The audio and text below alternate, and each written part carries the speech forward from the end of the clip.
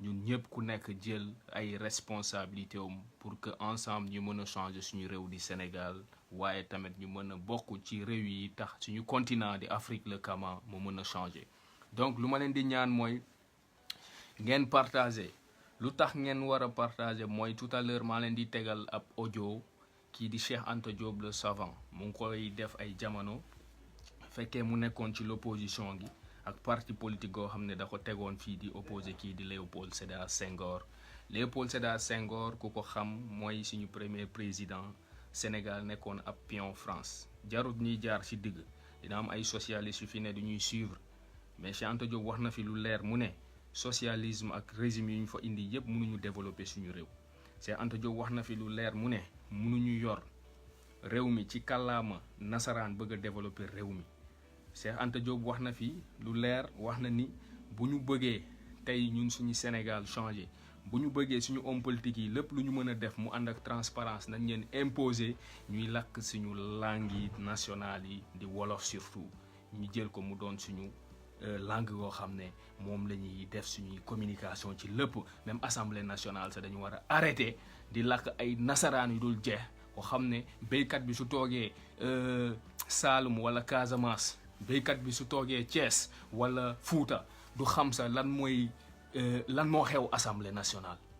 du xam sa député yi lan la ñuy wax chiffres yi ñuy wax yëpp du ko mën a comprendre parce que lan la ci kàllaama boo xam ne jàngu ko xamu ko namp ko moom la ñuy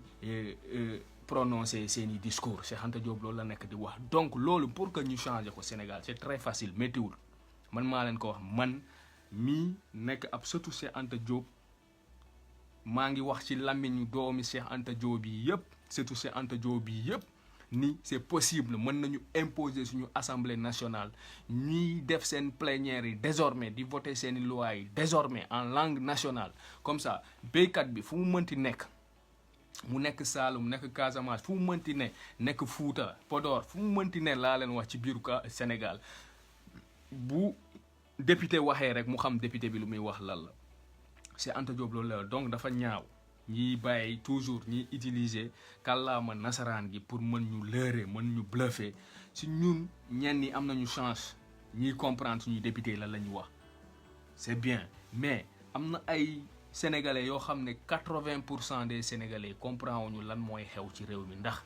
suñuy députés yi suñuy ministres yi suñuy journalistes yi entre autres suñuy intellectuels yi suñuy soi-disant intellectuels ku nekk bëgg na suy wax mu làkk tubaab làkk français ku nekk dafa defe ne ab français ab tubaab mooy tax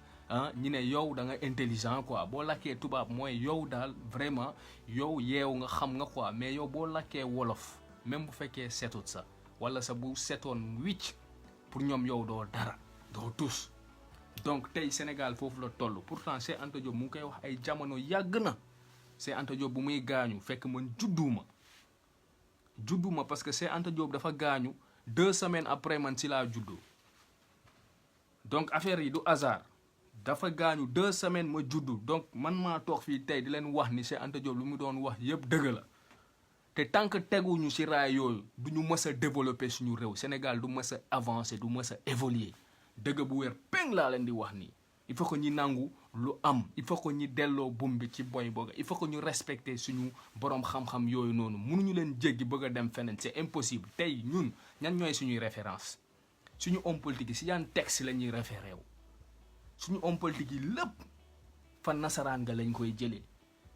avocat bu ñu naan avocat bu xarañ la biiru Sénégal rek faa mu gënee Sorbonne faa mu jàngee bitim réew indi texte copie collé ko ñëw tegal ñu ko suñuy table pour juger ay sénégalais yoo xam ne seen réalité yi seen i valeurs seen i principes ça n'a rien à voir ak lu xew waa ci réew yooyu dëkk nasaraan yi donc da ngeen di gis ni ñun fu ñu jëm doxul dafa mel ni genre myopie ma jox leen exemple myopie xam nga lii ab verre la léegi myopie bu la jàppee mooy jàngoro gi jàpp bët yi dafa am ñaari myopie am na myopie boo xam ne lu jege du ko gis am na loo xam ne lu sore lay gis lu sori léegi ñun suñu myopie ñun nit ku ñuul rawatina sénégalais suñu myopie lu sori lay gis parce que ñun lu ñu dese bëri na fu ñu war a dem dafa sori développement bu ñuy wut nii fu mu ne sore na donc ñun verre yu ñu war a wut mooy verre yoo xam ne ñoo ñuy permettre ñuy gis lu sori nasaraan gi tey dafa am fu mu yegg ci benn seuil de développement boo xam ne ñun tey yegguñu fa ñoom ñu ngi leen di duppee pays émergent pays développé ñun ñu ngi wooyee pays pauvre très endetté ñoom seeni myopie bokkul ak suñuy myopie c'est-à-dire seeni problème bokkul ak suñuy problème ah ñun nag defuñu leen lu dul dem jël veeru nasaraan gi goo xam ne lu jege lay gis ñu sol ko bëgg a gis lu sore munut ne bokkuñu jàngoro tout le temps dama ko fii wax nag Cheikh Anta Diop wax na ko fii ah bu ngeen bëggee nax ñi jël kàllaama tubaab di ko wax di leen bluffer comme ça yéen ngeen mën a xeeb seen bopp loolu la ñuy wax aliénation Cheikh Anta Diop wax na ni la langue est une source d'aliénation wax na ko bu yàgg et de domination c'est-à-dire que nit ki bu fekkee da ngay nekk matin midi soir di informé wu ci langom loo wax mu xam ko loo tëral comme plan mu xam ko muy ci wàllum politique muy ci wàllum économie muy ci wàllum science muy ci wàllum éducation lépp lu ñu mënti wax matin midi soir français yi xam nañ ko canadiens yi xam nañ ko américains yi xam nañ ko parce que si seeni kàllaama la ñuy def suñu lépp da ngeen war a poser wu ay questions à savoir pourquoi chinois yi gars yi mënuñu leen maîtriser parce que xam nga lu tax chinois bi bàyyiwul culture am chinois gi bàyyiwut langom chinois bi bàyyiwut ay valeur am chinois gi bàyyiwut ay principe am chinois gi dafa toog ci aadawam ak cosaanam ñun sénégalais yi amuñu loolu Cheikh Anta Diop loolu lay wax ñun africains yi amuñu loolu Cheikh Anta Diop loolu lay wax ñun dañoo bàyyi suñu lépp ba suñuy jigéen yi sax koo ci gis rek bopp bi yépp ay karaw nasaraan la ñeneen yi dem nañ seen der sax bugguñu ko dañuy investir ay millions ay milliards Afrique c'est-à-dire Afrique en général lu ñuy investir ci wàllum xeesal ak cheveux naturel gars yi experts yi en économie dañ ko xayma ñi ne c'est des milliards par année moom la suñu famille di dépenser pour bëgg a niroo ak nasaraan gi quoi parce que xeeb seeni karaw xeeb seeni der xool leen loolu yooyu yëpp ay source d'aliénation la yoo xam ne ça commence par la langue lépp ci langue bi la jógee maanaam kàllaama gi gu ñu jël di ñu jàngal problème bi yëpp foofu la jógee parce que nag munoo bëgg a développer wu te yow sax kàllaama doo ci def lenn mënut ne Cheikh Anta Diop wax na ko fi wax na ko bu yàgg seen homme politique yi bëgguñu ngeen xam kan mooy Cheikh Anta Diop le savant le panafricain le 20e siècle amutu benn amutu benn savant benn expert benn scientifique bu ñeme woon taxaw ci table yëkkati loxoom naan Cheikh Anta Diop man maa ko mën amutoon adduna bi yëpp laa leen wax de 20e siècle imagine ñun Sénégal loolu la ñu amoon ku mel noonu la ñu amoon ñun mënuñu woon utiliser kooku à bon escient ñun mënuñu woon jëfandiku kooku pour ñu mën a décoller ñu négliger ko jamono yooyu kilifa yu fi nekkoon yëpp ci diine aada ñoom ñëpp dégluwuñu woon Cheikh Anta Diop ñu si gën a bëre comme tey rek noo leen koy gisee si seeni nafsu la ñu nekkoon ba Cheikh Anta Diop ñëw romb dem wax ko seeni sët yi tey neexut mais loolu lañu def Mamadou Dia def ko Cheikh Anta Diop tey nag la date de disparition kii di Cheikh Anta Diop di le 7 février 2021 35 ans après la disparition de Cheikh Anta Diop lan moo changé biiru Sénégal te pourtant moom mooy le plus grand savant du 20e siècle sénégalais la yow Sénégal nga am loolu yow Sénégal mënoo si profité bu yow nga mën a décoller tey yaa ngi bokk ci les pays les plus pauvres du monde un pays pauvre très endetté sa homme politique yi nekk fa ba tey mënuñu fexe sax ba am courage dem ubbi téere yàlla Cheikh Anta Diop bind xool nan lañ koy exploiter pour seeni éducation nationale naka lañ ko mën a exploiter ba africains yëpp mën si jëriñu ñoom au contraire ñoom ñoo nekk di muur téere Cheikh Anta Diop bi si l'université yi rawatina université Cheikh Anta Diop jàngee naa fa nañu waxante dëgg da nga fay jàng ba nga pare doo xam sa kan mooy Cheikh Anta Diop ay Voltaire lañ ñuy jàngal ay Diderot lañ ñuy jàngal ay Victor Hugo lañ ñuy jàngal ñoom Jean-Paul Sartre lañ ñuy jàngal ay ñoom Montesquieu ay ñoom Guy de Maupassant ñooñu lañ ñuy jàngal ay écrivains yoo xam ne bokkoo leen culture bokkoo leen race bokkoo leen valeur bokkoo leen gis-gis bokkoo leen jëmukaay bokkoo leen bëgg-bëgg ñoom lañ ñuy imposer ci système éducatif sénégalais yi nga ciy xaru nag da ciy xaru te au finish doo xam ñooñu looy jàng ci ñooñu la lay njëriñ parce que lu nga jàng ci ñooñu au finish boo tourné sa veste boo nga dem ci sa askan mënoo leen njëriñ ci lu nga jot a jàng ci loolu donc ñun dañoo am problème bu sérieux Kémi Séba tout le temps loolu lay wax mu ne une civilisation est détruite à l'intérieur si elle est rongée de l'extérieur. C'est un dëgg civilisation bu yàqoo ci biir xam leen ni bu yàqoo ci biti xam leen ni ci biir la mbir yi njëkkee commencé boo leen gisee lu tax nit ku ñuul mënuñu ko respecter bitim réew fu mu mënti dem laaj leen sénégalais yi nekk bitim réew ñu wax leen lu xew exceptionnellement lañ ñay respecter nasaraan intérêt am bu taxawee da lay piétiner parce que pour moom yow mala nga doo nit lu tax gars yi duñ ñu respecté fu ñu mënti dem ci àdduna gi c'est parce que suñu biir continent ci boppam lañu amul image gu rafet ñu ñuy jiite ñoo njëkk teg ay nit ñoo njëkk gëm seeni bopp ñoo gëmut seeni valeur ñoo gëmut seeni waa réew ñoo gëmut seeni principe ñoo gëmut seeni aada ak seeni cosaan ñu bëgg a defar seeni réew ay nit yu war a développer réew yooyu mënut ne Cuba mu ngi nii Malaisie mu ngi nii Chine mu ngi nii dem leen xool dëkk yooyu lu tax dëkk yooyu yoo xam ne 1945 ñu ñoo bokkoon niveau seuil de vie tey ñoom ñi nekk ay pays émergents ay pays développés ñun ñi nekk des pays en retard des pays pauvres très endettés lan lañ ñu ëpp xam ngeen lu tax parce que seeni langue la ñu yor fa la ñuy jàngee chinois yi bu ñu paree teg seeni plan balaa nasaraan yi di comprendre occidentaux yi américains ak français yi day fekk c'est trop tard ils ont déjà étalé leur stratégie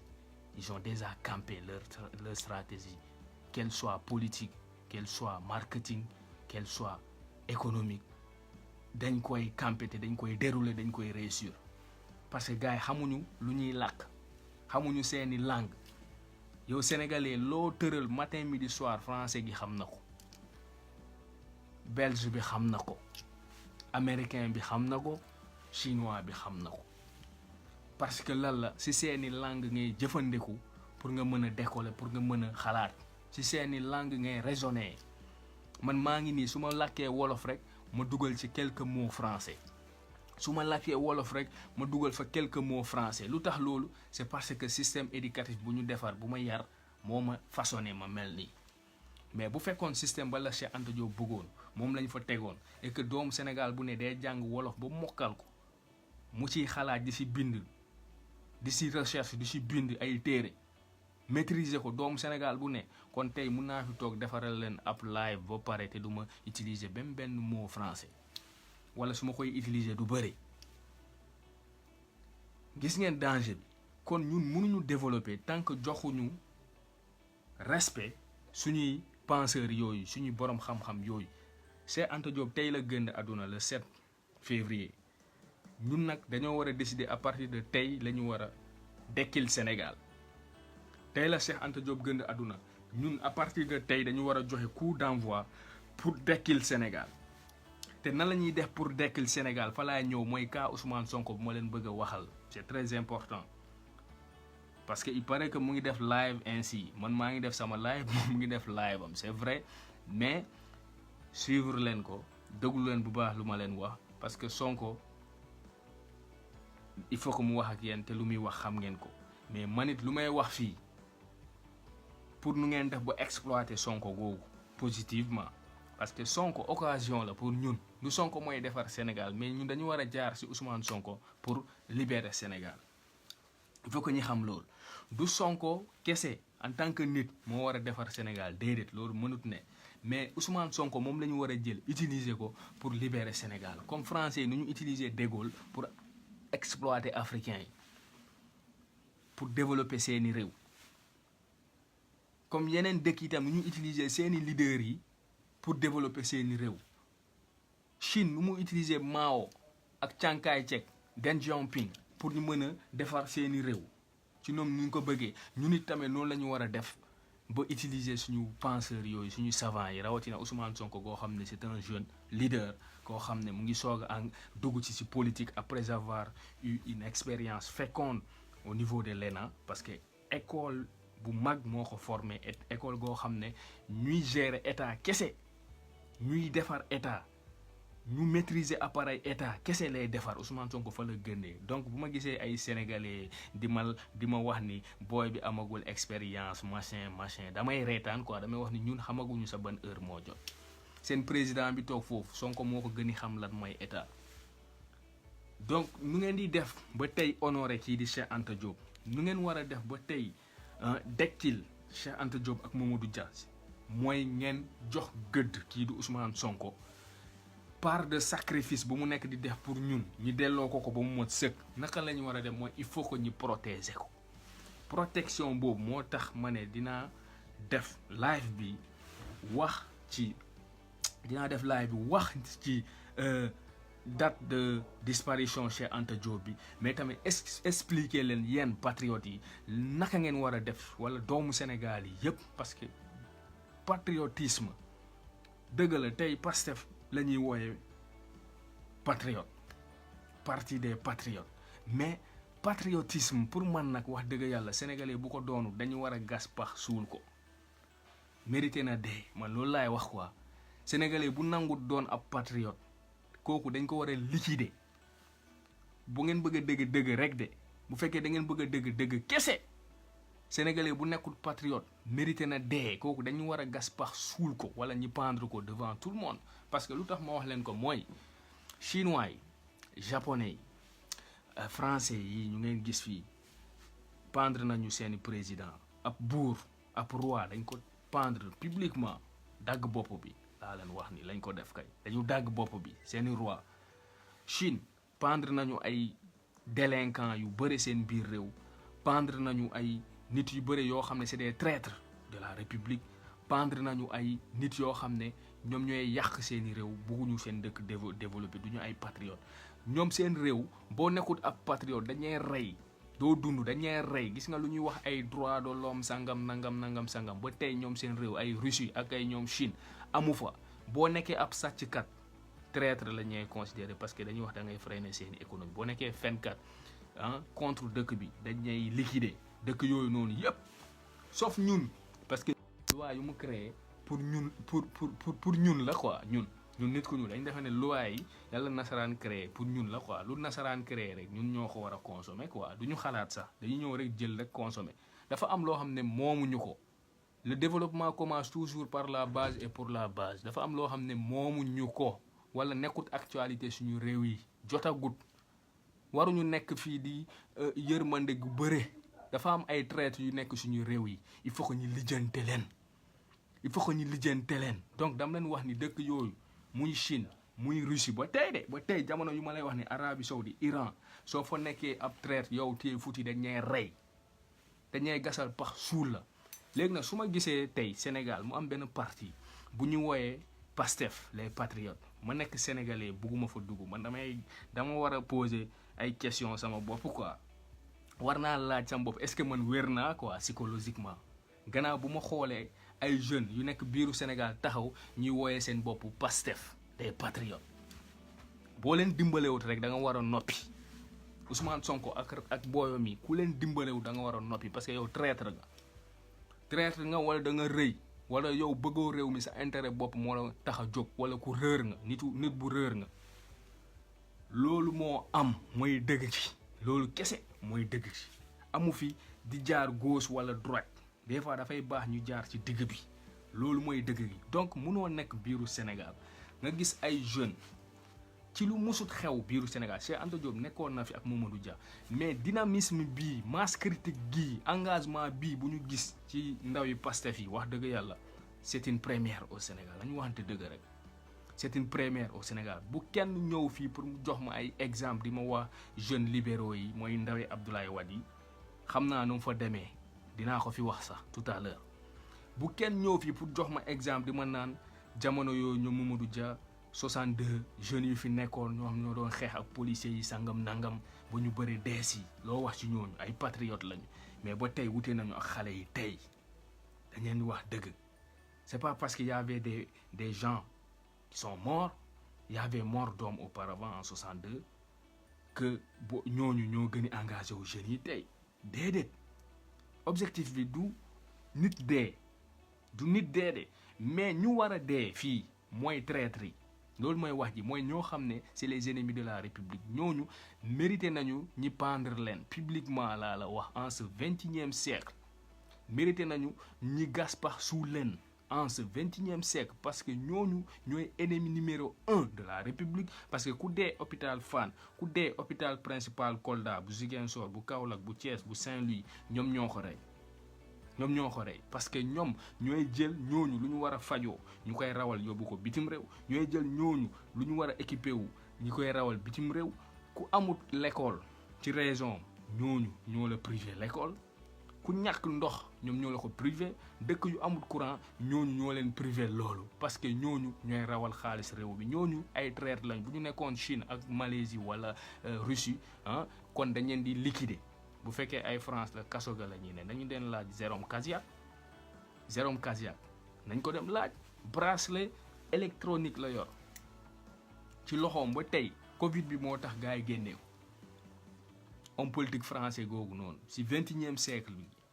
kaso ga la war a nekk ba léegi mais comme dañoo soxla ay médecins si première ligne bi pour écraser Covid bi ñu génnee ko ba léegi bracelet bi ci loxo bi c'est dëgg donc suñu réew yi tey ngay gis homme politique bu sàcc ba pare doon star ay ministre loolu laa ko waxee ministre boo ko nekkee biir Sénégal ngay sàcc yow boss nga patron nga star nga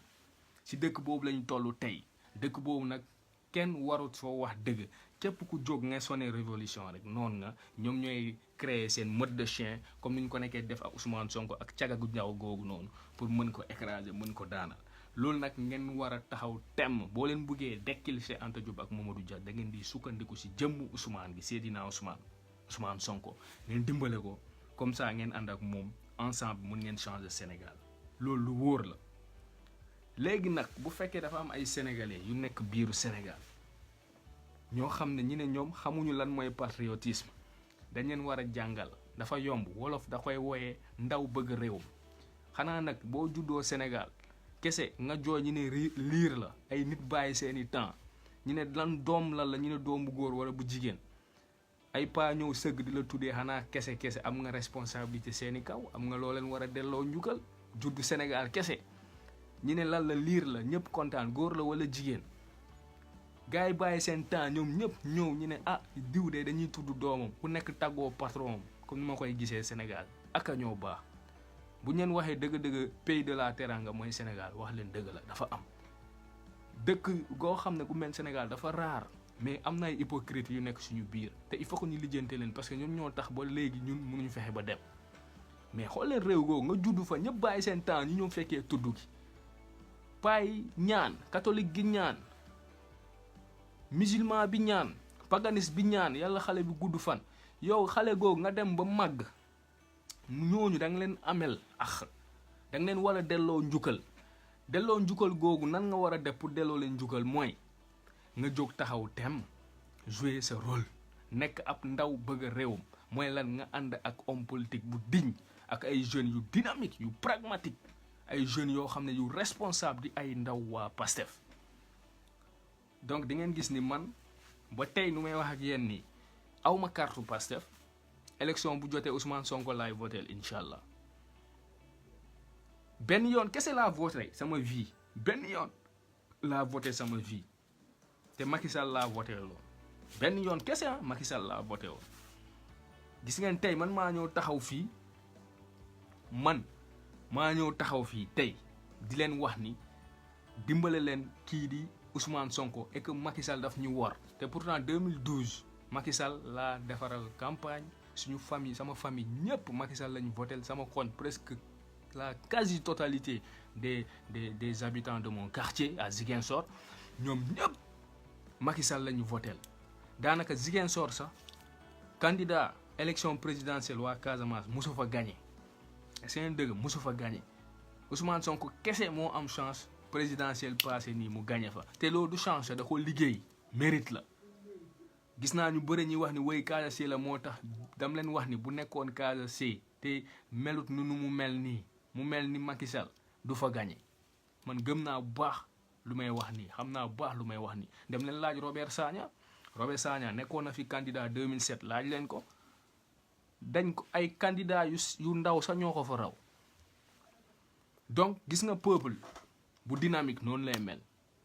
peuple bu conscient noonu lay mel, day votel ab candidat selon programme am, selon capacité am ak engagement am, responsabilité am. am na région yu bëri ak gox yu bëri Sénégal tamit yu mel noonu. nit yi mel noonu la ñu soxla fépp ci biiru Sénégal, ay ndaw yu bëgg seeni réew ñoo xam ne xam nañu responsabilité gu ñu am ci biir réew mi, bëgg nañu delloo njukkal ñooñu toogoon keroog bàyyi seen lépp fekkee seen bésu tudd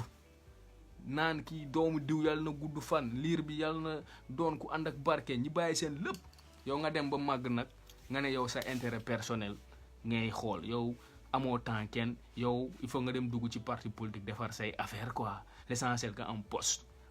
tey booy yi nekk Sénégal yëpp loolu mooy seen raisonnement quoi. politique pour mën a lekk, politique pour mën a dund ci ndoddu askan bi, politique pour mën a daw ci ginnaaw ab nit pour que bu faloo mu def la ab genre enseignant, wala mu def la ab genre ASP, wala mu def la ab genre je ne sais pas quoi. politique pour outil poste. Tant que jeunesse su Sénégal changé wuñu seeni mentalité ci seeni conception politique, dëkk bi du dem, duñu changer, développement du am, te dañuy nekk toujours ci ginnaaw. te Gambie bés bu mu fippoo rek am ay mentalité yu bees, Gambie nekk suñu réew, nekk ab réew gu ndaw, comme noonu lañ koy waxee la Gambie est une banane enfoncée dans la gueule du Sénégal. mais Gambie googu noonu boo leen neloyee bés bala Adama Barrow demee ba mu am président bu yeewu bu fa toog, surtout nouvelle génération bu ma fa gis nii, jeune leader gambien yu ma gis nii, bés bu ñu faloo et que Sénégal ñun bëgguñu changer, ñu bàyyi fa ay président yu mel ni Macky Sall yoo xam ne ñoom kese ñooy am ay biiru yu ngande ak seeni njaboot. je vous assure que Gambie daf ñuy raw, day développer bàyyi ñu fa. tey Yaya Jammeh bu fa nekkoon ba tey Gambie daf ñuy raw, Macky Sall may ko jàmm, jeune wu ko, sonalu ko, Gambie daf ñuy raw jamono jii de lu ma leen di wax ni lu leer la. parce que yaa ci dynamique boobu la nekkoon. nan lay defee ba rusloo Macky Sall ci kanam sénégalais yi, parce que dafa xam ni yoruñu ab président bu libre, président goo xam ne lu Cheikh Anta Diop bëggoon, Mamadou Dia bëggoon, ñi defee noonu ci loolu lay nekku ci loolu. lu Macron bëgg, lu ko neex matin midi soir, moom ci loolu lay dox. ci lépp nag dafa fës ba ñëpp xam ko, africain yëpp a xam ni président Sénégal wutewut ak ku fi nekkoon njëlbeen di Senghor, et que français yi lu ñu bëgg loolu rek lay def. des fois da nga fiy daje sax yeneen africains yi sax ñu xool ñu ñeen yéen moom ay jaam ngeen,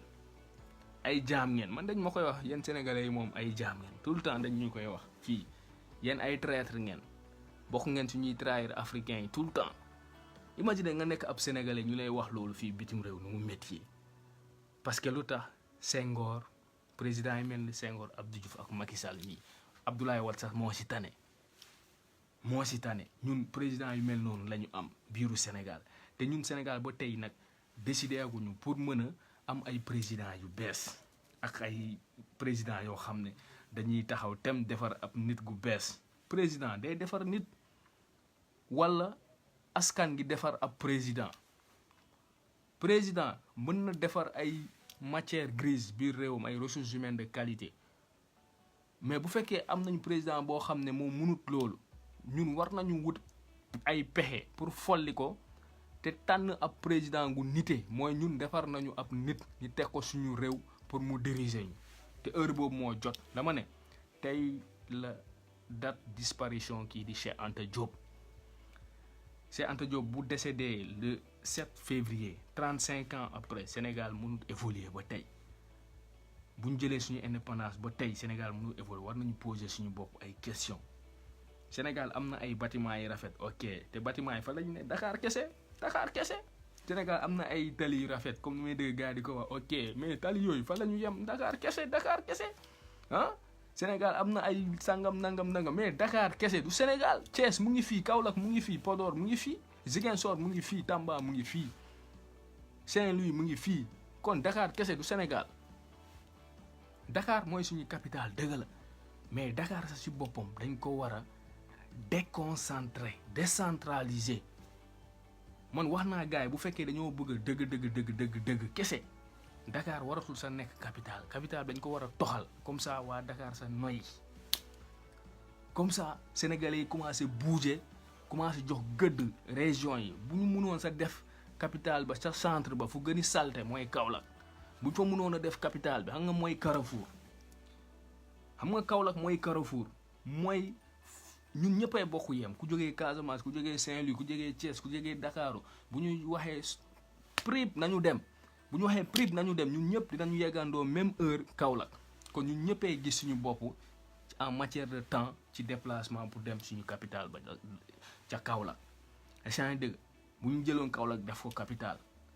mooy Carrefour goo xam ne képp ku jógee Afrique faaw nga jaar foofu pour nga dugg Sénégal ala kuli aal forcé waaw ku dugg ci Sénégal rek booy bugg a xotti Sénégal faaw nga jaar foofu imagine foofu nga def ko capitale mais c'est stratégique économiquement stratégique politiquement stratégique c'est dëgg mais boo leen amee ay hommes politiques yoo xam ne duñu xalaat ay hommes politiques yoo xam ne amuñu inspiration ay hommes politiques yoo xam ne ay fopkatu malet lañ seen bopp kese moo leen tax a jóg seen intérêt kese moo leen tax a jóg ay hommes politiques yoo xam ne wax dëgg yàlla xamuñu ban heure moo jot te dañu bëgg a dee si bu mu jaam lii rek mooy am donc gars yi loolu moo tax dama leen ne bu fekkee bëgg ngeen delloo njukkal kii di Cheikh Anta Diop ak Mamadou Dia heure bi dafa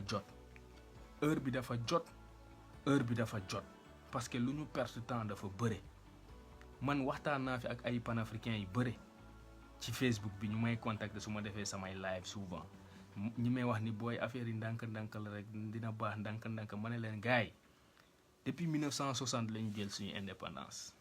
depuis 1960 ba tey yéen ngeen ne ndànk-ndànk la quoi ndànk-ndànk ba tey yéen ngeen ne yéen mënoo leen sonné révolution biiru Sénégal français yoo xam ne dañoo développé ba pare te lu tax seen réew yi développé suñu réew yi lañ ko jëlee temps yi rek ay weer kese yëngaloo nañ fii seeni dëkk ak gilets jaunes yi te pourtant ñoom ñoo ñu gën développé ñun ñoo xam ne suñu dara doxut ñun ñu nekk foofu di naan ndànk-ndànk rek dina baax affaire yi procédure la processus la dëgg la lépp procédure la ak processus ok ñëpp xam nañ loolu mais tamit pragmatisme daf ciy baax ci lépp pragmatisme dafa baax ci doxalin doomu aadama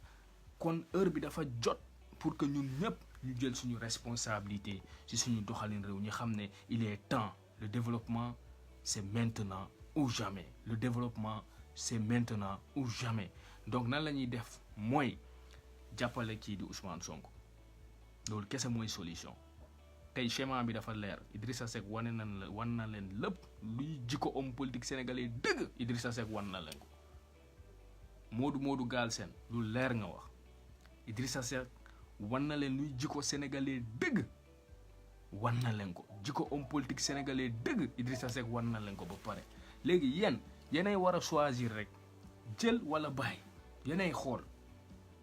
jël ñu évoluer bàyyi ñu delluwaat 50 ans en arrière dañuy reculer te loolu nag wax dëgg yàlla warul doon suñu objectif kon nañu taxawaat tem quoi nañu positif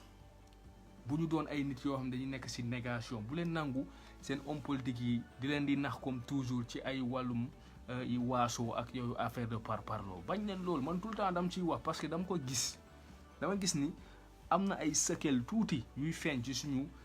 acte politique yi suñuy voté wala suñuy jël ay prise de décision suñuy far ci benn homme politique ju ci programme lañu sukkandiku ak principe valeur doomu aadama gi ak leadership bu muy incarné mais ñun ci ay waasu ay parparloo affaire de tarixa affaire de diine gis nga yooyu bu leen nangu ñi nax leen ci loolu jamais bu leen nangu loolu na nga nekk Fuutanke na nga nekk Casamance na nga nekk mais boo gisee ni tel homme politique même bu fekkee ab njaago la wala ab séeréer la wala soit sax ab bambara la ngeen gis ni wax dëgg la moo am taxawaay njiit ko responsable la jox leen ko seen réew parce que heure boobu moo jot fii Europe sax da nga gis ab homme politique koo xam ne Sarkozy ñëpp xam nañu du 100% français mais nekk na président France fii parce que moom lañ gisoon jamono yooyu moom moo war a faru Obama nekk na président États-Unis d'Amérique te pourtant ñoom dañ defee noonu nit ku ñuul mënul nekk foofu président c'est impossible donc pourquoi ñun Afrique ñuy am problème yooyu ba tey alors que ñun ñëpp a ñuul te ñun ñëpp suñuy maam yi ay ceddo la ñu woon ay jamono te yoroon ay jikko yu sell malgré le fait que ñu nekkoon ay ceddo ay jikko yu sell la ñu yoroon jubal ànd ak rigueur te duñu yàqalante seeni biir bés ba la arabe bi ak nasaraan gi dugg ci suñu réew yi rek ci la problème am ci la africain yi commencé diviser wu c'est un dëgg donc nañu waxante dëgg nañu am taxawaay gu jekk nañu bëgg suñu réew yi nañu am pas-pas nañu dimbale kii di Seydina Ousmane Sonko nit la goo xam ne ku ko dimbale doo ko rëccu nit la goo xam ne képp kuy doomu Sénégal wax dëgg yàlla jamono jii nga xool nu muy doxalee di début jusqu'ici ba dernière révélation ñu def nii ci moom ci affaire de viol gi parce que foofu laa bëgg a ñëw pour conseiller booy Pastef fii parce que